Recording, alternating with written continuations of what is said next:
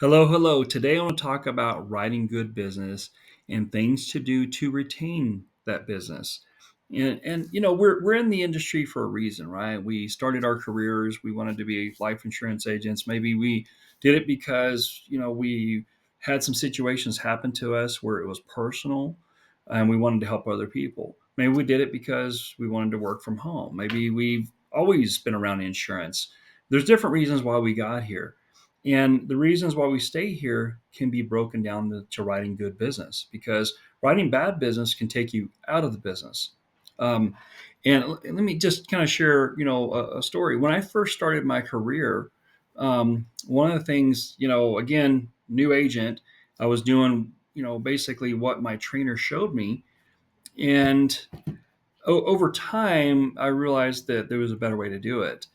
And over time, you learn things that almost take you out of the business. So I was probably losing about 50% of the applications that I wrote. Now, number one, when I was writing up these applications, I was trained to basically, if they were kind of like they weren't sure, you would just say something like, well, all we're doing today is we're just doing paperwork just to see if you can even qualify. And then you can decide if you want to move forward. Well, about 50% of the applications I wrote didn't move forward. So it was kind of dumb and it was kind of a waste of time. So I'm like, I don't even want to mess with that.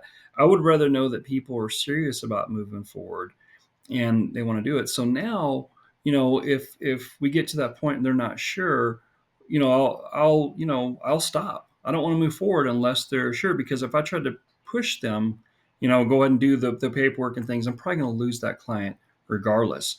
So what I found out over time is that, if you just make sure that everything makes sense to them, the premium works, and they're ready to move forward, that they're usually, they're going to be more comfortable with you doing that, and they're going to stay on the books. Um, but of course, there's some other tips, right? So one of the things that I was doing when I first started my career, I was selling index universal life policies.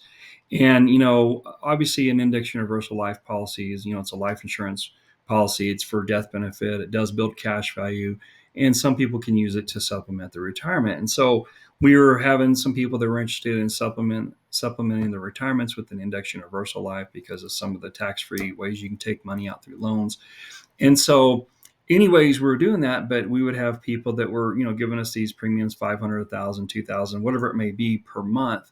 And it was great. You get excited, hey, I'm going to, write this policy, get a good commission on it. And then what would happen is they'd be paying on it for a while, and then they would realize that the premium they're paying was too much. Maybe they were too young at the time, they didn't realize it, or, then something happened and it became too much. So I would lose policies that way. So what I did is I would start asking people when I would get ready to write the application. I would be like, okay, is this affordable for y'all? Is this something that you can see yourself paying every month for the next 20 to 30 years, or even life in some cases? And so then a real number would come out. And then when that real number would come out, then it was like, okay, are you comfortable with this? Yes, I can see myself doing that. Okay, then we can move forward. So since then, I really don't write up a whole lot of index and universal life policies. I do, I do a mixture. I basically find out, I listen to my clients to understand what their needs are, then make a recommendation on their needs. And sometimes it's an index universal life. Sometimes it's a whole life. Sometimes it's a term. It's a traditional universal life. Sometimes it might be a retirement product, depending on the situation. And so if you listen to your needs, then they're going to tell you. And so that's one of the things that I did when I was writing up these applications. I started, I started realizing, number one, I was having too many fall off the books because of this. So what I did is I backed up and I slowed down. And so before I write that application, they're giving me all the green lights. Yeah, this looks good. I think we, blah, blah, blah. I think we can do that. So then I would say to them, okay, is this affordable for you? Okay. And is this, do you want to move forward with this? Yes. Okay. Yes. Yes. Okay. So let's go and do the application. And so sometimes I would get people and they would say, well, I think so. And then when they do that, that throws up a red flag. And so to me, that's like, well, hold on a second. Okay. You think so? Well, it's kind of on the high side. Well, tell you what, remember I told you before that we want to find something that works for y'all, that fits your needs and to fit your budget, make sure that it works for y'all. So, hey, why don't we do this? Why don't we lower it down a little bit and see if that works better for you? And then I would lower that maybe the coverage down, or of course, the coverage would lower the premium, vice versa. And then we would find something. Oh, you know what? That works for us. And then when they would say that, they would get confident about their decision. And then I knew that's the right one, and I would move forward with it. And so, making sure that it's affordable is the premium is affordable is probably one of the number one things to keeping that business on the books. Okay. Number two is um, something really simple: reaching out to your clients and let them know that they're approved. Okay, so what I would do is I would tell them once we submitted the application. Now, some of the policies or some of the applications we would get an answer on the spot. Some of them we don't.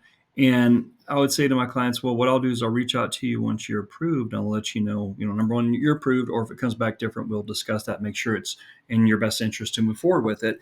So reaching out to them was a huge deal. So I learned of another agent that basically was taking about 4 times as many leads that I take, and half the business that he was writing off those leads was falling off the books. And I found out why. It's because he wasn't doing the simple thing of following up with them and letting them know that they were approved. And so basically, he would just write the application and never talk with them again. What do you think you're going to do? You're not going to retain that business. So I was actually making what he made on a quarter of the amount of leads that he was taking. So he's spending this big budget on leads, and he's basically blowing it just because he doesn't have a good system. So make sure once your client's approved, you reach out to them and you say, by the way, congratulations, you are approved. Okay. The next thing to solidify that business is once they're approved, when you're on the phone with them, say, by the way, I'm going to reach out to you here in the next week or two, probably the next couple weeks, to make sure that you receive your policy, either if it's electronic or, through the mail or both. And when I reach out to you, I want to make sure, if you have any questions, get those answered for you.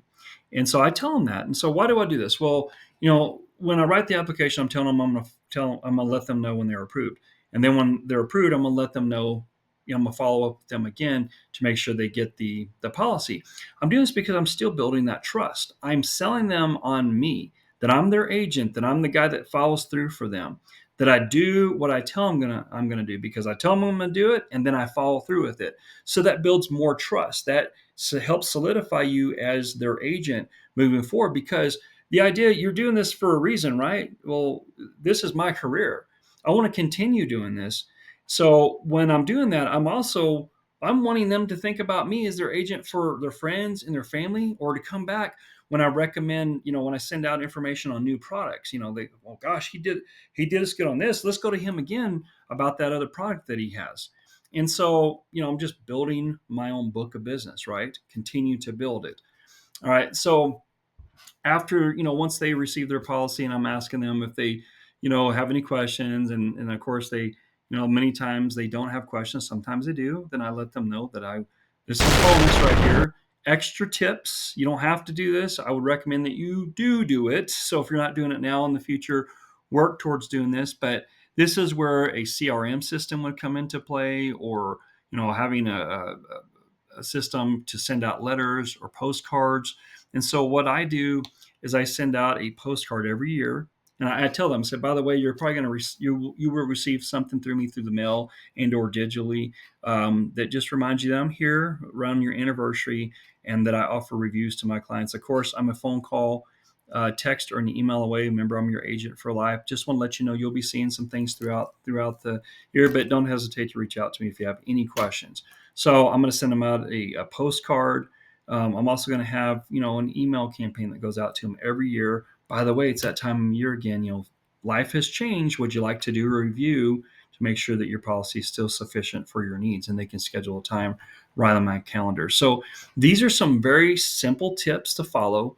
Number one, making sure that you're listening to their needs and that you're recommending the right product for them, of course. But that their premium is affordable. You're going to reach out to them when they're approved, and then you're going to reach out to them to make sure that they receive their policy. And then the extra bonus is you're going to stay in contact with them through some type of drip system. So if you do these things, I know that over time, your business will continue to build, and you'll be getting more and more business from your existing clients, which in return is less and less leads, right? So, and then that means you're going to be in this industry and people will reach out to you because they trust you and you're their go-to person. So with that being said, apply these tips that I've given you. I know it will help your business. Take care until next time.